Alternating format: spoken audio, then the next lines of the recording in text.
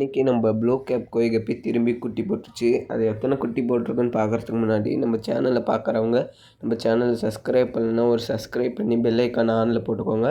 அடுத்தது இன்ஸ்டாவில் ஃபாலோ பண்ணிக்கோங்க. வாங்க வீடியோக்குள்ளே போகலாம். ஹலோ ஃப்ரெண்ட்ஸ், இன்றைக்கி டே 19 ஆஃப் 1000 ருபீஸ்க்குள்ளே வீட்டில் ஒரு கப்பி ஃபிஷ் ஃபார்ம் மேக் பண்ண போகிறேன். ஃபஸ்ட்டு வந்து ஃபிஷ்ஷோட ப்ரீடிங் நெட்டை எடுத்து இன்னொரு டப்பில் வச்சுக்கலாம். டப்பில் வச்ச வாட்டி அடுத்தது ஃப்ரைஸை பிடிக்கிறதுக்கு ஒரு வலை எடுத்துக்கலாம். வலையும் டப்பாவும் எடுத்துக்கலாம் ஃப்ரைஸை எடுத்து வைக்கிறதுக்கு.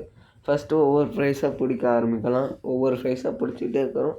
ப்ரைஸ் வந்துக்கிட்டே இருக்குது. மொத்தமாக எத்தனை ஃப்ரைஸு பிடிச்சோன்ட்டு வீடியோவை பாஸ் பண்ணிட்டு நீங்கள் கமெண்ட் பண்ணுங்கள்.